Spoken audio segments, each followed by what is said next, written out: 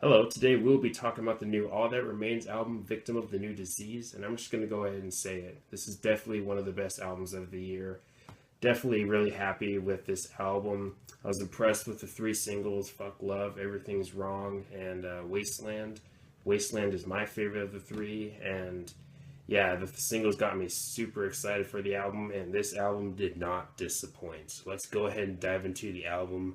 The album starts off with Fuck Love, which was the first single, and it's just raw, aggressive, angry, and just straight up in your face, and it's just a really enjoyable song. And that scream at the end from Phil, mind blowing, awesome, and just straight up crazy and just awesome. I mean, it's just so good, man. But next we have the song Everything's Wrong, which is mostly clean vocals. Now, don't let that steer you away from the song because the riffs definitely keep you invested in the song, and overall it's a pretty catchy song. The chorus is memorable and catchy, and Phil's vocals, his clean vocals in this song are pretty good in my opinion. But next we have the song Blood I Spill. If you're a fan of like This Darkened Heart or Fall of Ideals, I can guarantee that you will definitely enjoy this song. You get some guttural screams sprinkled throughout the song here and there and stuff like that. The verses are heavy and memorable, and the chorus is pretty catchy too. You get some melodic vocals in the chorus, but the last 20 seconds of the song is just insane. It gets super heavy, and the screams are just crazy awesome. He really shows off his the way the he really shows off the kinds of screams he can do, especially in the last 20 seconds of the song. But Blood I Spill is an incredible song, and I can see the song definitely being a fan favorite on the album.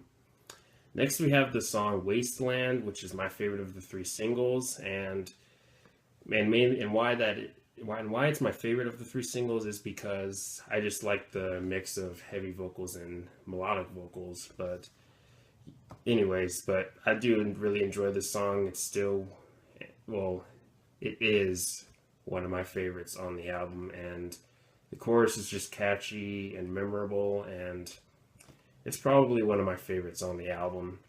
Next, we have the song Alone in the Darkness, which is a ballad. Now, with ballads, ballads can be hit or miss with some people, but ballads can be either really cheesy and melodramatic, or they can be really strong and impactful. But it's safe to say that this song is strong and impactful. This song touches on depression slash isolation in a sense, and you get some pretty raw emotion from Phil Labonte, and musically it's pretty haunting, which I find pretty interesting. But yeah, definitely a unique song on the album.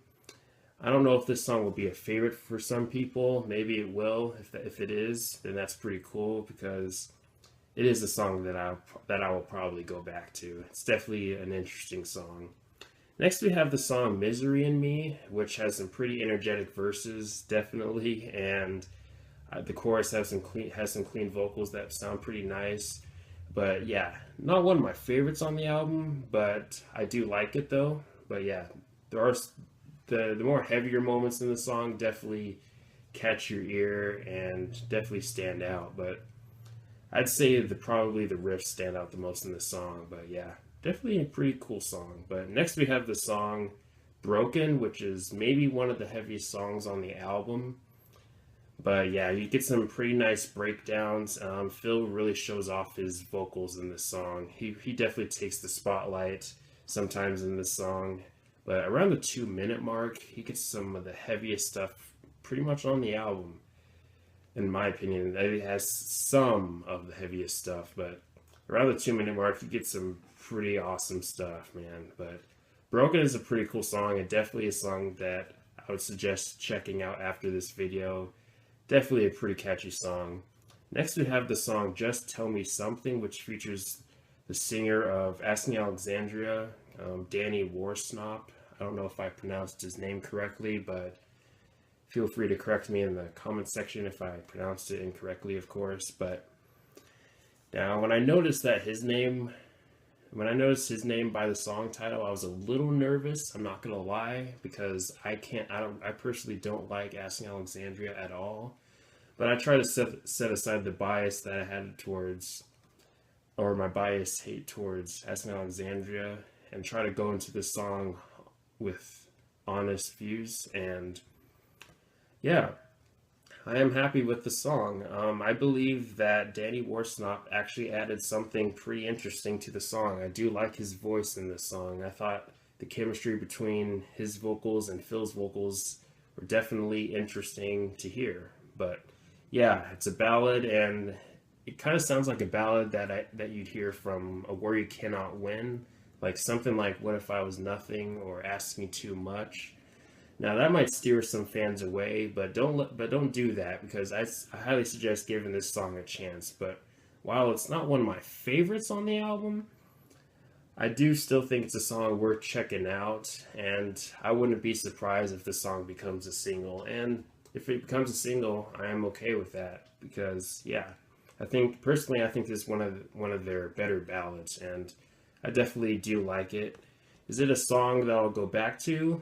Maybe not as much as other songs on the album, but I can see myself going back to the song though. Next we have the song "I Meant What I Said," which has one of the catchiest choruses on the album in my opinion. It's just memorable, and I don't know, I just really like it. And the verses have some pretty catchy grooves, and yeah, it's a pretty cool song. It's mostly cleans. Like Everything's Wrong, this song is mostly cleans, and I'd say I'd prefer. Correction. I think I'd prefer "I Meant What I Said" over "Everything Is Wrong," mainly due to the riffs in the song being more interesting, I guess.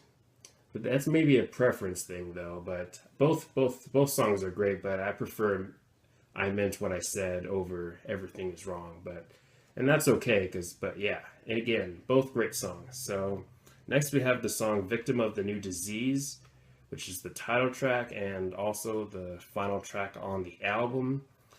And you get some of your heavy moments and some of your more melodic moments, and the chorus has that those clean vocals. And yeah, but the drums in this song are definitely something. They're definitely really hard hitting, and yeah, but you get some pretty heavy upbeat riffs in this song. But while this song is not one of my personal favorites on the album, I do like it though, and I do think it's a pretty cool way to end the album on a heavy note in a sense. But yeah, that's my review of "Victim of the New Disease." If I had to rate the album, I'd probably give it a 9 out of 10. A 9 out of 10. And the reason I'm not giving it a 10 is because I do have one big gripe about this album. This album is only 39 or 40 minutes.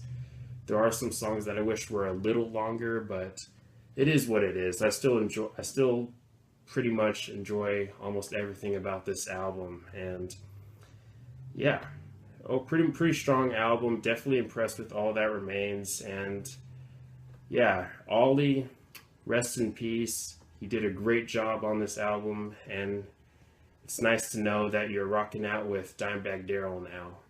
So yeah, 9 out of 10. So yeah, thanks for watching. Let me know your thoughts on this album. Let me know some of your favorite songs, some of your least favorite songs on the album, and all that good stuff. But yeah, again, thanks for watching. Please leave a comment and like, subscribe.